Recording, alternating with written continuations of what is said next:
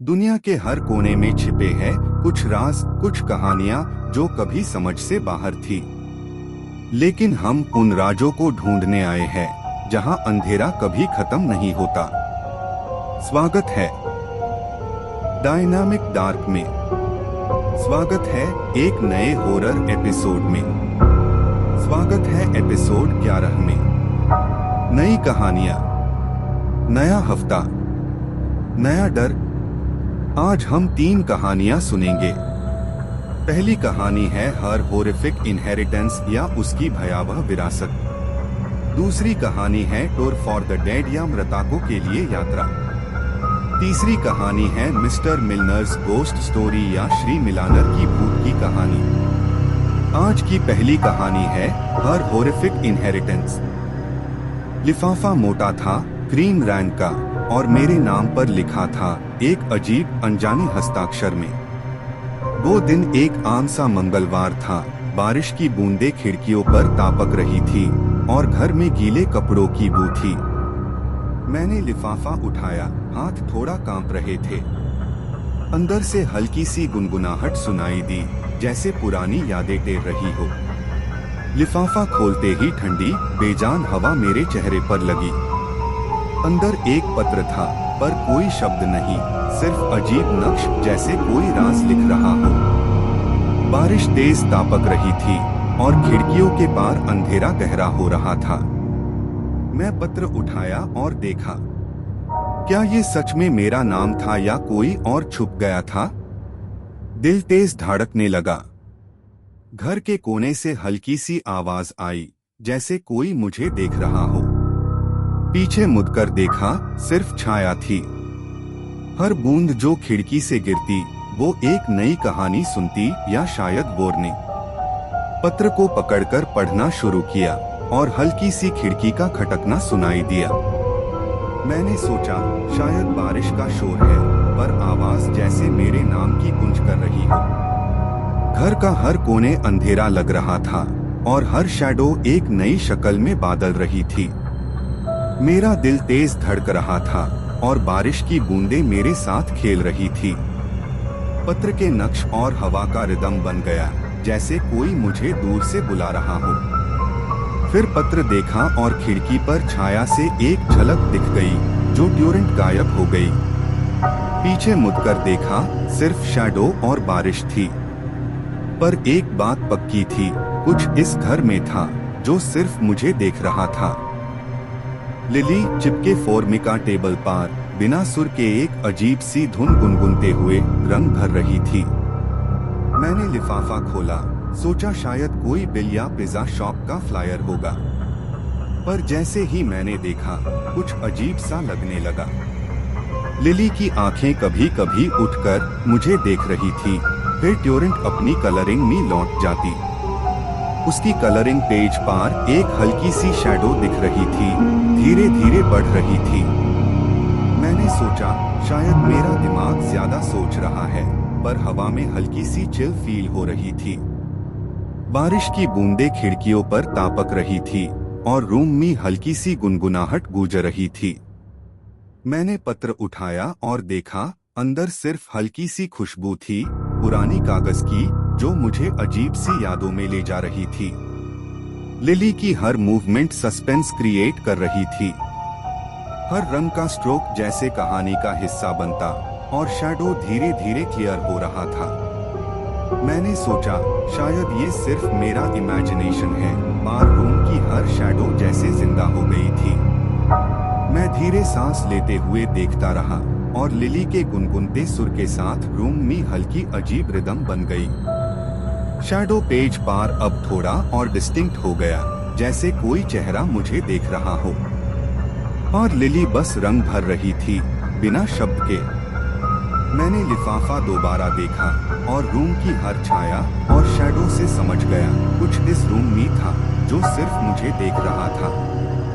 और तभी लिली का गुनगुनाना थोड़ा स्लो हो गया और शैडो पेज पर एकदम से थोड़ा और डिस्टिंक्ट हो गया, जैसे किसी ने धीरे से सांस ली हो। मैंने पीछा किया, पर लिली बस खामोशी में अपना काम कर रही थी। और रूम का हर कोना अब मुझे डर और क्यूरियोसिटी दोनों से भर रहा था। लाइफेफ के अंदर था कानूनी कागज और एक नाम जो मैं मुश्किल से जानता था, एग्नेस वैंस। मेरी परदादी की बहन, माँ के तरफ से, जिस परिवार ने हमसे रिश्ते तोड़ लिए थे। मैंने कागज को धीरे से उठाया और जैसे ही देखा, हर लफ्ज जैसे थोड़ा सा जिंदा हो गया। इनकी लकीरें हल्की सी रिपल कर रही थी, जैसे कोई इनविजिबल हाथ ने टच किया हो। रूम में हल्की सी हवा चल रही थी और कागज का पुराना स्मेल मेयर नाक तक आ गया, जो मुझे पुरानी यादों में ले गया। मेरी धड़कन तेज हो रही थी और हर शैडो रूम में ज्यादा गहरा लगने लगा। मैं सोच रहा था, कैसे परिवार हमसे इतनी दूरी रख सकता है, और अब ये नाम मेरे सामने था, जैसे पुरानी कहानी को वापस ला रहा हो। बारिश की हल्की सी बूंदें खिड़की पर तापक रही थी और रूम में हल्की सी गुनगुनाहट गूंज रही थी, जैसे कहानी के सुर मेरे दिल से मिल रहे हो। मैंने कागज को धीरे से देखा, पर अंदर सिर्फ लफ्ज ही लफ्ज थे और उनमें एक अजीब सा रिदम था, जैसे कोई मुझे बुला रहा हो। हर पल सस्पेंस और टेंशन बढ़ रही थी। मैंने सोचा, शायद ये सिर्फ मेरा इमेजिनेशन है, और रूम की हर छाया जैसे जिंदा हो गई थी। इंक का रिपल और हल्की सी हवा के साथ कागज का हर लफ्ज मेरे सामने जीवित लग रहा था। मैंने लिफाफा दोबारा देखा और रूम की हर शैडो और इंक के रिपल से समझ गया, ये कहानी अब सिर्फ कागज तक सीमित नहीं थी। कुछ इस रूम में था जो सिर्फ मुझे देख रहा था। हर आवाज, हर शैडो और हर रिपल अब एक अजीब रिदम में घुल गई थी, जैसे पुरानी यादें और प्रेजेंट एक साथ होकर मुझे अपने अंदर खींच रही हो और दिल के हर धड़कन को और तेज कर रही हो। मेरी माँ ने हमेशा अपनी छुप छुप के राखी हुई कहानी को दिल में एक बोझ की तरह संभाला, जब तक वो इस दुनिया से चली नहीं गई। बचपन में अक्सर देखा था कि वो अपनी यादों में खो जाती, आंखें दूर दूर तक देख रही, जैसे कोई पुरानी बातें हवा में तैर रही हो। उसके चेहरे पर हल्की सी उदासी और छुपी हुई परेशानी हमेशा रहती। कभी कभी उसकी सांस धीरे हो जाती और रूम में हल्की सी गुनगुनाहट गूंजती। रूम की हल्की सी रोशनी उसकी शैडो को दीवार पर गिरती, जैसे पुरानी कहानी की यादें वापस जिंदा हो गई हो। हर छाया और आवाज रूम में अजीब रिदम बनती और मुझे लगता जैसे माँ की हर सोच, हर छुपा राज मेरे सामने आ रहा हो। मेरी माँ के साथ बिताए पल और उसके चुपके रखे राज अब मेरे दिमाग में एक अजीब सा बोझ और क्यूरियोसिटी दोनों क्रिएट कर रहे थे। मैंने धीरे से उसकी यादों और रूम की छाया को ऑब्जर्व किया और समझा कि कुछ कहानियाँ सिर्फ दिल में ही रहती है और कुछ शैडोज में जिंदा हो जाती है। हर पल सस्पेंस और टेंशन को और गहरा कर रहा था। रूम में हल्की सी हवा चल रही थी, शैडोज धीरे धीरे हिल रही थी और बांस का सटल रंबल मेरे दिल की धड़कन से मिल रहा था। मैं धीरे सांस लेते हुए देखता रहा और समझा कि माँ का हर राज, हर छुपी हुई कहानी अब मुझे अपने अंदर खींच रही थी, जैसे वो मुझे बता रही हो कि कुछ राज सिर्फ वक्त के साथ ही समझ में आते हैं। एग्नेस वो तन्हा और चुपचाप रहती थी, जिसके बारे में लोग चुपके से बात करते थे, पहले से ही अपने आप को अलग कर चुकी थी। बचपन से ही मुझे उसके घर और उसकी आंखें अजीब लगती थी। हर कोने में शैडोज उसके रहस्यमय साए ले जाते और हल्की सी हवा में उसकी दूर की गुनगुनाहट गूंजती।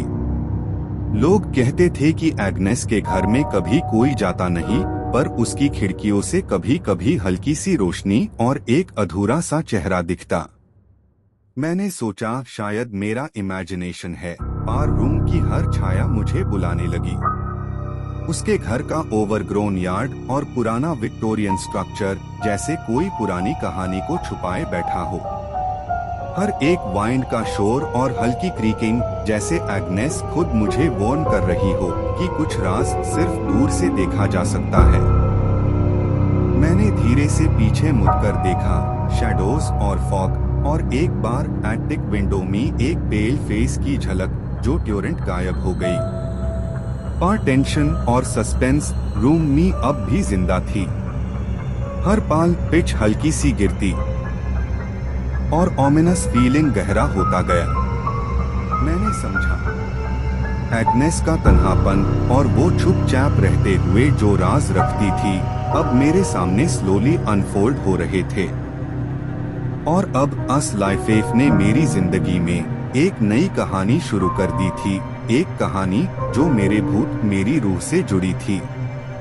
रूम में एक हल्की सी ठंडी हवा चल रही थी। कर्टन्स धीरे धीरे हिलते हुए अपने साथ एक अजीब सा सन्नाटा ला रहे थे। कैंडल लाइट का सॉफ्ट लेकिन फ्लिकरिंग ग्लो टेबल पर पैड रहा था। हर जगह छोटी छोटी शैडोज धीरे धीरे अपना आकार बदल रही थी। मैंने बहुत संभलकर फोटो उठाया। एक पुरानी फैमिली फोटो जो टाइम के साथ फीकी पैड गई थी। उस फोटो में चेहरे ब्लर जैसे जाने अनजाने जिंदगी के राज छुपाने की कोशिश कर रहे हो। और तभी उस पर एक हल्की सी मिस्ट तैर गई, बिल्कुल धीमी लेकिन जिद्दी। मिस्ट धीरे धीरे एक औरत का आउटलाइन बनाने लगी। एक चेहरा जो बस एक पाल के लिए साफ होता और ट्यूरेंट हाई डिसोल्व हो जाता। जैसे कोई अपनी वजह, अपनी पहचान सिर्फ मुझे दिखाने का इंतजार कर रहा हो। हर शैडो, हर कोना अब सस्पेंस और मिस्ट्री से भर गया था। मेरी सांस धीरे धीरे तेज होती गई। हर एक हार्ट बीट कैंडल के फ्लिकर के साथ सिंक्रनाइज होने लगी। रूम की छुपी हुई आवाजों में जैसे एक नया पैटर्न बनता जा रहा था, एक रिदम जो मुझे बुलाने लगी थी। और फिर एकदम से एक हल्की सी लाफ्टर, बहुत हाई दूर से, बहुत ही हल्की, लेकिन इतनी पहचान वाली कि मेरे रूह तक सरक गई। जैसे कोई खुद को इंट्रोड्यूस कर रही हो, सिर्फ एक लम्हे के लिए और फिर वैनिश।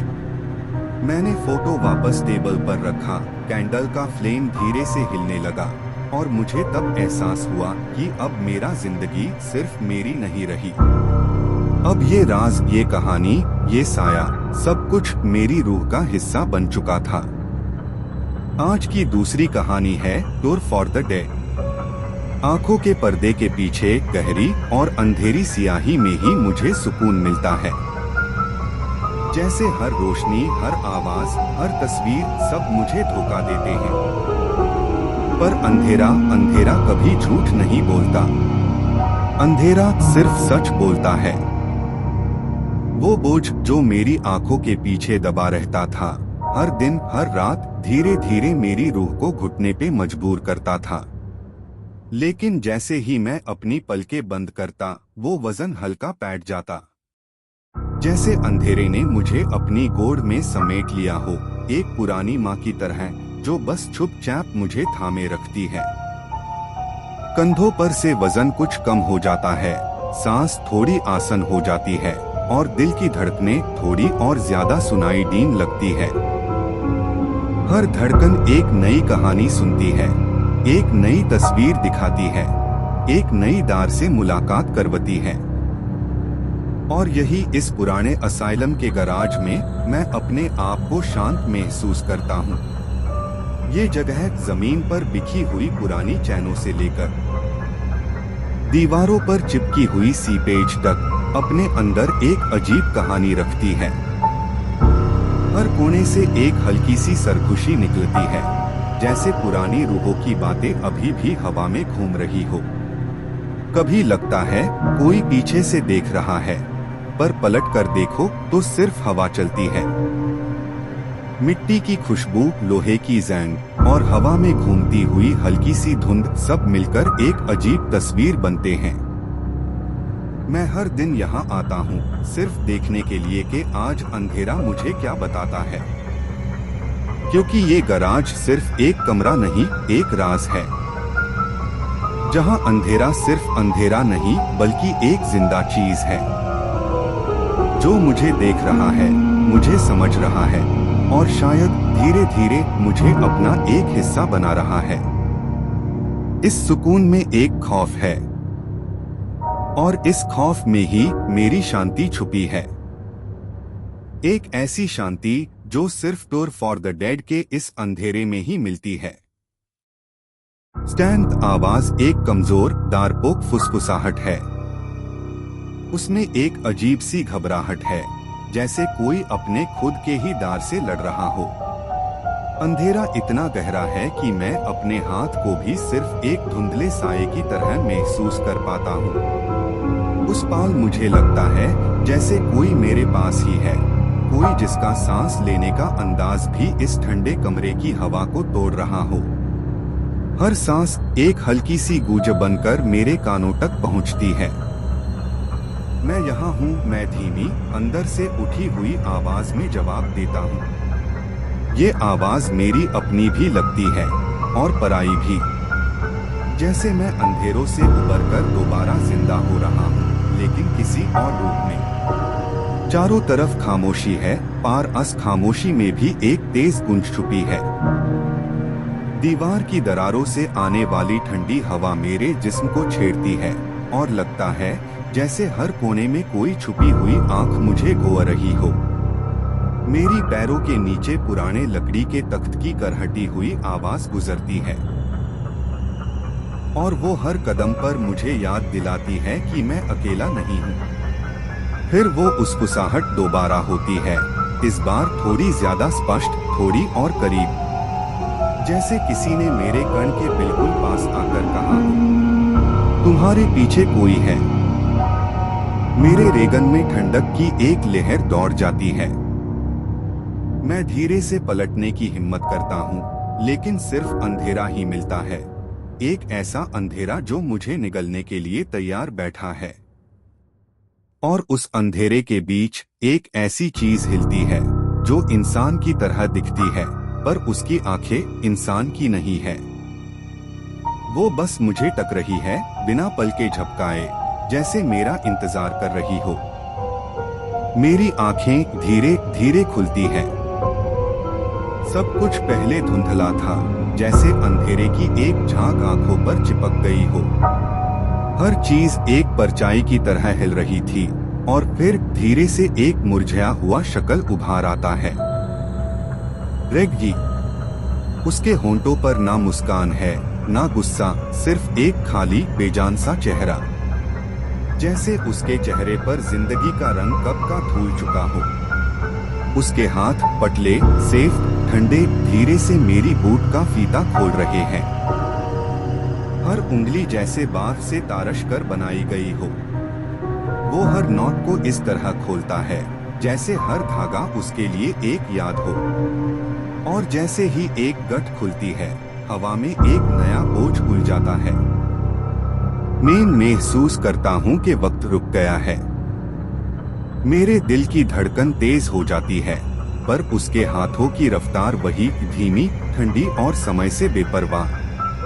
उसके आसपास एक हल्की सी धुंध घूम रही है, जैसे हर सांस के साथ वो अपनी शक्ल खोता जा रहा हो। कुछ पालन के लिए मुझे लगता है उसकी उंगलियां मेरी उंगलियों की तरह दिख रही है,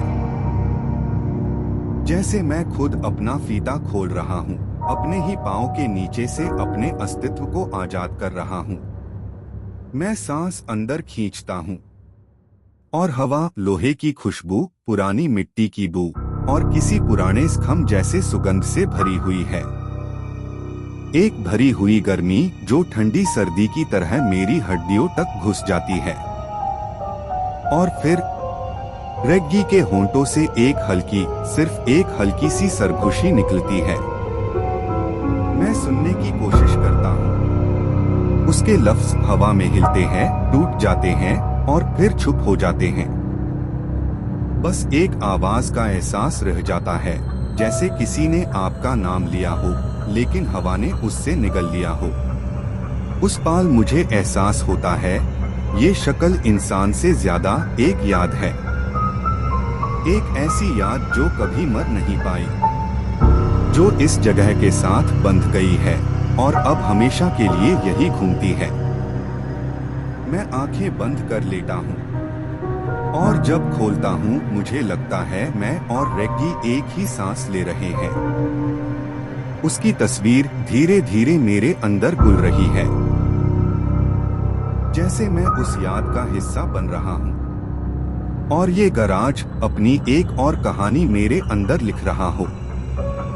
गराज में हवा ठंडी और भारी है, जैसे कोई अनकही कहानियां यहाँ की दीवारों में बसी है।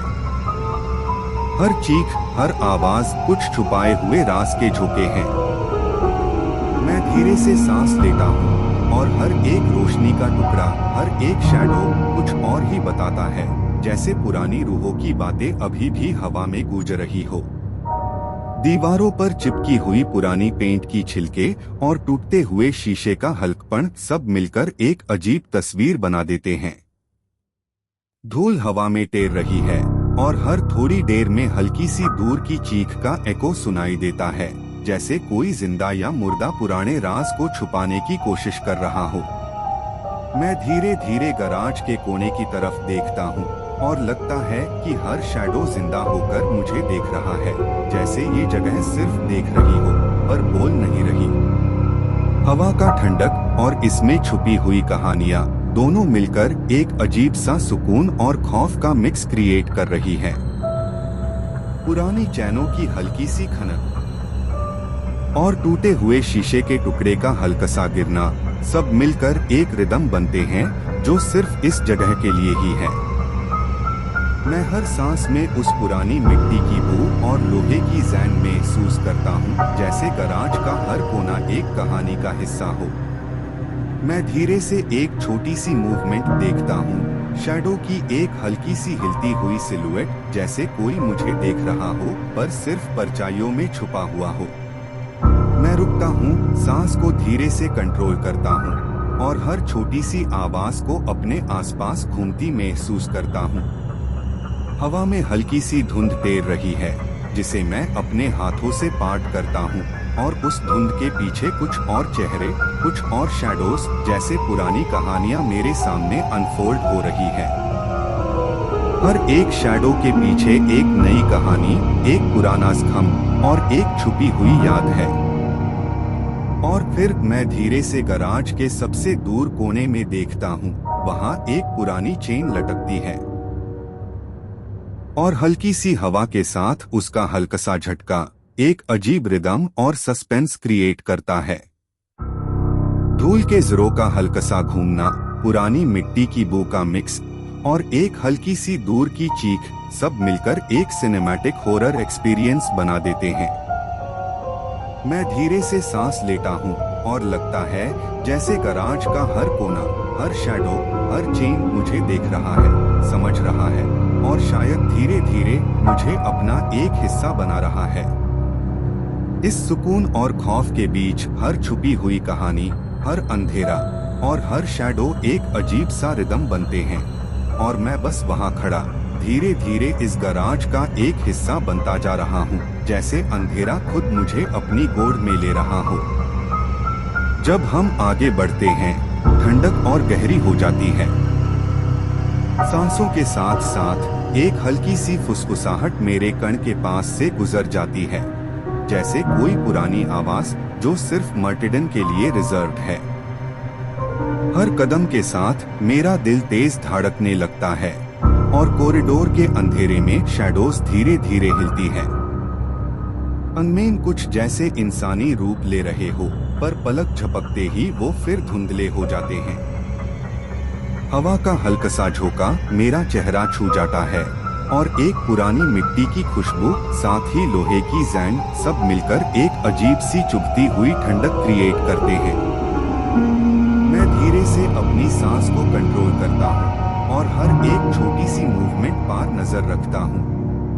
कभी कभी दूर की एक हल्की सी आवाज या मेटल का हल्का सा खनक, जैसे कोई पुराना राज मुझे बुला रहा हो।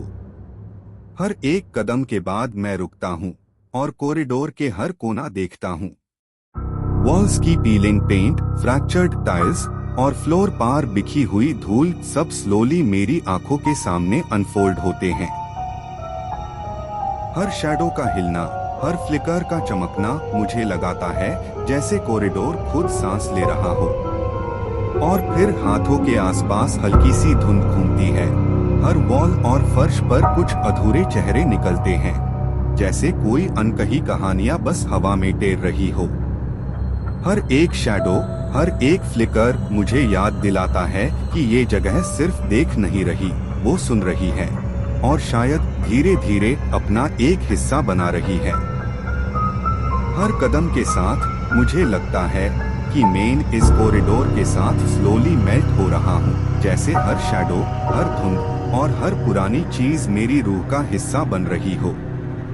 मैं रुकता हूँ और सिर्फ हल्की सी आवाज, एक दूर का एको और मेरे साथ की ठंडक बची रह जाती है। तब मुझे समझ आता है कि ये जगह सिर्फ एक बिल्डिंग नहीं, ये एक जिंदा कहानी है जो मुझे धीरे धीरे अपने अंदर घेरता जा रही है।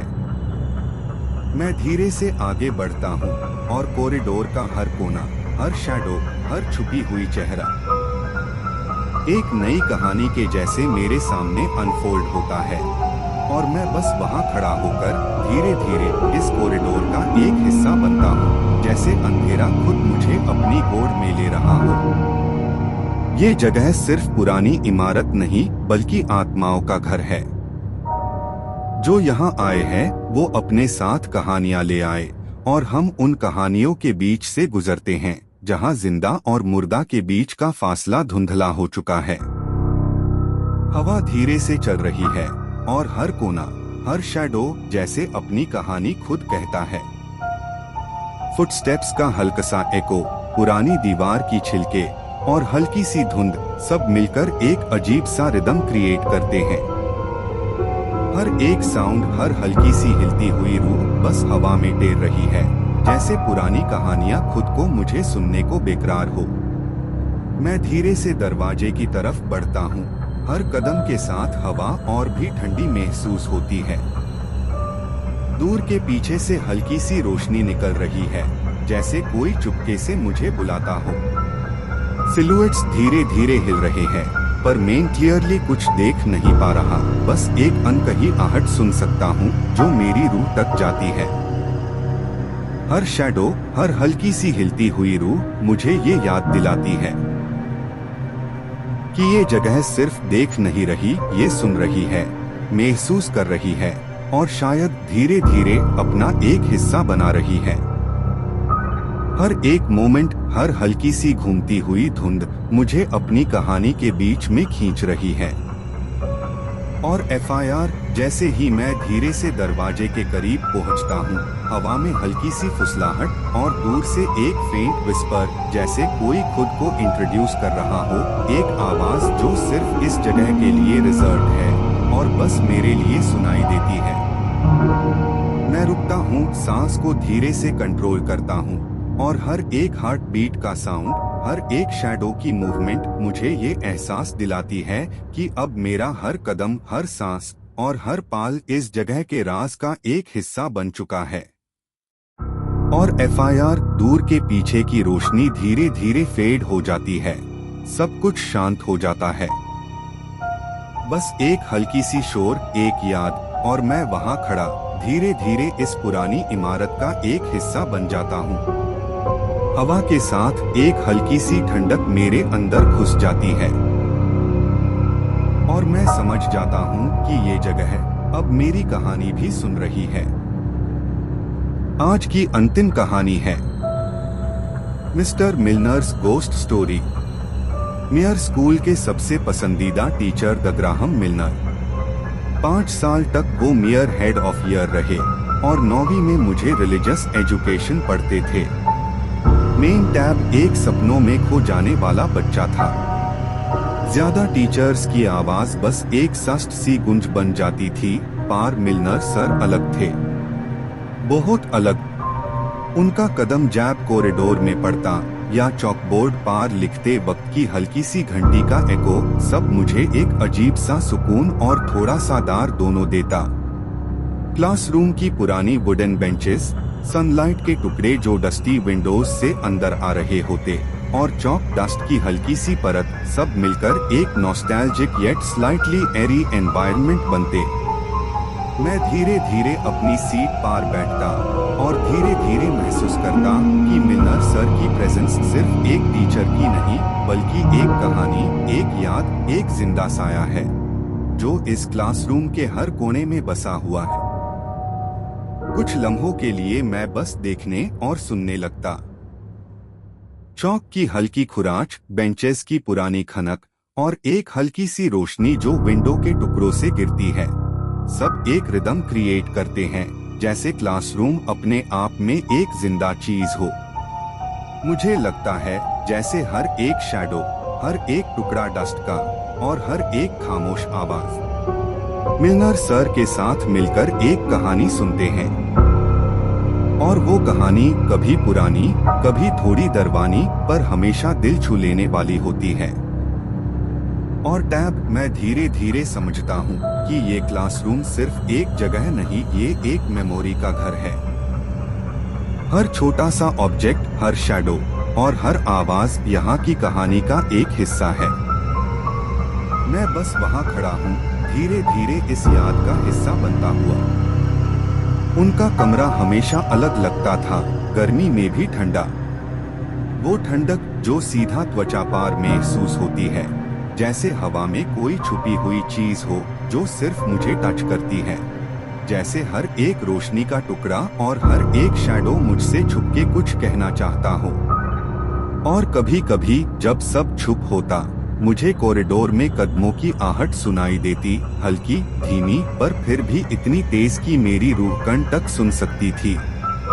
वी ब्लॉक का गेट बेल बजते हाई लॉक हो जाता था, पर वो आहते जैसे हवा के साथ अंदर घुस जाती और एक अजीब सा फीलिंग क्रिएट करती, जैसे कोई देख रहा हो पर नजर नहीं आ रहा। हर छुपाए ह्यू एको के साथ मेरा दिल तेज धड़कने लगता और मेरी सांसें धीरे धीरे रुक सी जाती है। मैं धीरे से सांस लेता और हर एक शैडो, हर एक रोशनी का टुकड़ा मुझे कुछ और ही बताता। वॉल के पार से हल्की सी मूवमेंट या विंडो पार एक पेल गोस्टली हैंडप्रिंट, सब कुछ जिंदा लगता, जैसे क्लासरूम के हर कोना एक सीक्रेट होल्ड करता हो। हर पुरानी बेंच, हर चौक का टुकड़ा, हर डस्ट पार्टिकल, सब मुझसे एक साइलेंट कॉन्वर्सेशन कर रहा हो। और टैब मैं समझता हूँ कि ये ठंडक, ये आहते, ये शैडोज सब एक रिदम में मिलकर मुझे एक अजीब सा सुकून और साथ ही डर का मिक्स देती है। जैसे मैं खुद एक कहानी का हिस्सा बन गया हूँ जो मिलनर सर की प्रेजेंस से जुड़ता है और हर पाल मुझे और डीपर अंदर खींचता है। जैसे ये क्लासरूम अपनी कहानी के साथ मुझे धीरे धीरे एम्ब्रेस कर रहा हो। एक रात जब मैं नोट्स लिख रहा था, आवाज FIR से आई। कदम धीरे धीरे और FIR रुक गए, बिल्कुल मेयर दूर के पास। मैंने हिम्मत करके दरवाजे के छोटे ग्लास पैनल से बाहर झांका। कॉरिडोर खाली था, लेकिन एक पेल रिफ्लेक्शन वहां खड़ा था जो सिर्फ ग्लास में दिख रहा था। एक रात मैं देर तक रुक गया था। मिलनर सर अपनी डेस्क पार झुके हुए कुछ लिख रहे थे। रूम में सिर्फ लैंप की हल्का सारा लाइट था। मैंने देखा उनके पीछे एक लंबा सा आदमी खड़ा था, पुरानी ब्लेजर पहने हुए। उसकी परछाई बिल्कुल सीधी, बिल्कुल जमीन तक लंबी, जैसे इंसान की नहीं हो। मैंने पलक झपकाई और वो ट्यूरेंट गायब हो गया। मेरा दिल जोर से धड़क रहा था। मैंने सोचा शायद आंखों का धोखा होगा, लेकिन उस वक्त मिलनर सर ने सर उठाया भी नहीं, सिर्फ धीमी भारी आवाज में कहा, तुमने उससे देख लिया ना? मेरी सांसें अटक गई। मैं चुप रहा। सर फिर बोले, वो हमेशा यही खड़ा होता है। तुम जैसे लॉग यूज अक्सर देख लेते हो, पर कहना मत। यह डोज तो वो पीछा नहीं छोड़ता। रूम के कोने से एक हल्की सी खराश की आवाज आई। मैंने हिम्मत करके देखा तो लैंप की रोशनी कुछ पाल के लिए डिम हो गई और लग रहा था जैसे कोई वहां से गुजरा हो। सर की कलम लिखती रही, जैसे उन्हें कुछ फर्क ही नहीं पड़ता। मैंने धीरे से पूछा, ये आदमी है कौन? सर ने लिखना बंद किया। और बहुत धीरे से बोले, आदमी नहीं, एक वादा है। पूरा नहीं किया था किसी ने, तब से वो यही बंधा है। उस वक्त दरवाजा अपने आप बंद हुआ और रूम और भी ठंडा हो गया। मेरा हर पाल लग रहा था जैसे कोई मेरे बिल्कुल पास खड़ा है, बस नजर झुका के देख लो तो सामने आ जाएगा। मैं उस रात कभी भी अकेला नहीं महसूस हुआ, बल्कि लगा कि कोई मेरे कदमों के साथ साथ चल रहा है। और मिलनर सर के चेहरे पर वो ही शांत मुस्कान थी, जैसे उनके लिए ये सब बिल्कुल आम बात हो। उन्होंने कहा, ये कमरा पहले बोर्डिंग स्कूल का हॉस्टल था और वो लंबा आदमी यही का हाउस मास्टर था। वो कभी नहीं गया। रात के वक्त जब बच्चे सो जाते थे, उसकी छाया अभी भी बंक बेड के पास दिख जाती है। लोग कहते हैं उसके कदम की आहट अभी भी सुनाई देती है, धीरे भारी, जैसे वो अपनी नाइटली राउंड कर रहा हो। जो भी इस कमरे में टिकता है, उससे एक हाई चीज महसूस होती है, जैसे कोई लंबे कद का इंसान अंधेरे के कोने में खड़ा हो, चुपचाप बस तुम्हें देख रहा हो। तुम्हारी सांस तेज हो जाती है, लेकिन उसकी सांस और करीब आती महसूस होती है। और सबसे अजीब बात, इस कमरे का दरवाजा चाहे जितनी बार बंद करो, रात के 3 बजे खुद खुल जाता है। और तब हवा नहीं बल्कि एक और इंसान की सांस सुनाई देती है, धीमी गरम, जैसे कोई तुम्हारे बिल्कुल करीब आकर खड़ा हो। कुछ लोग कहते हैं उस वक्त अगर तुम दरवाजे की तरफ देखो तो तुम्हें एक लंबी परछाई दिख जाती है। वो परछाई हमेशा दरवाजे के पास ही होती है, लेकिन जैसे ही तुम आंख झपकाते हो, वो बेड के पास आ जाती है और तुम बस एक हाई चीज समझ पाते हो कि ये जगह सिर्फ एक कमरा नहीं है, ये उस आदमी का कैदखाना है। वो हाउस मास्टर जो कभी नहीं गया, शायद कभी जाएगा भी नहीं। और जो भी उस कमरे में रात गुजरता है, उससे हमेशा लगता है कि उसका नाम किसी धीमी ठंडी आवाज में पुकारा जा रहा है।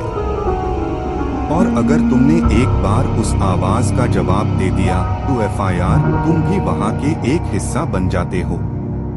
दरवाजा बंद होता है, रोशनी बुझ जाती है और वो आदमी FIR तुम्हारी तरफ बढ़ता है, धीरे, बहुत धीरे, जैसे उसके पास तुम्हारी जिंदगी से ज्यादा वक्त है। टैब मेन हंसा था। मैंने सोचा शायद कोई प्रैंक होगा या फिर सर की एक और अजीब आदत। लेकिन सालों बाद जब रियूनियन के लिए मैं वापस आया, वो क्लास का दरवाजा कीलों से बंद था। दीवार पर नए रंग चढ़ दिए गए थे, पर एक कोने में पुराने खून जैसी दाग अभी भी चमक रहे थे। मैं रुक गया, आंखें उस दाग पर अटक गई। तभी पीछे से एक दोस्त बोला, तू कहाँ देख रहा है? वहां तो सिर्फ खाली दीवार है। पर मुझे साफ दिखा वो गहरा लाल दाग जो अंधेरे में भी चमक रहा था। सब कह रहे थे यहाँ कभी ऐसी कोई क्लास थी ही नहीं। और सबसे दर्दनाक बात, किसी को भी मिलनर सर याद नहीं थे, ना स्टूडेंट्स ना टीचर्स, जैसे वो इंसान कभी जिंदा ही नहीं था। मैंने रजिस्टर रूम चेक किया, एक भी मेंशन नहीं। स्टाफ लिस्ट पलटी, उनका नाम तक नहीं था। जैसे सालों की यादें किसी ने एक पाल में मिटा दी हो। और फिर जैसे ही मैं वापस उस कॉरिडोर से निकला, ठंडी हवा चलने लगी। मेरा फोन फ्लैशलाइट खुद बंद हो गया। अंधेरा और बस एक हाई चीज सुनाई दी, हल्की सी फस्क फस्क। क्लास शुरू हो गई है। मुझे लगा जैसे किसी ने मेरे कंधे पर हाथ रखा हो। मैंने पीछे देखा, कोई नहीं था। और उस पल समझ आया, शायद हम सब ने सर को भूलने की कोशिश की थी, पर वो अभी भी यही है। और उनकी क्लास कभी खत्म नहीं होती। कुछ लोग कहते हैं वो अब भी वही है। और अगर तुम सही वक्त पे इस कॉरिडोर में गुजरो, तुम्हें अपना नाम बुलाता सुनाई देगा। शुरू में किसी ने इस बात को सीरियसली नहीं लिया, सबको लगा स्कूल की पुरानी कहानी है।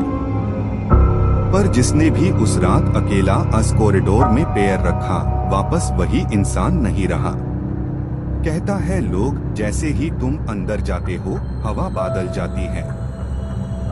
गर्मी के दिन हो या सर्दियों की रात, इस कॉरिडोर की दीवारें बर्फ की तरह ठंडी बैठ जाती है और हर कदम पे ऐसा लगता है जैसे कोई तुम्हारे बिल्कुल पीछे चल रहा हो।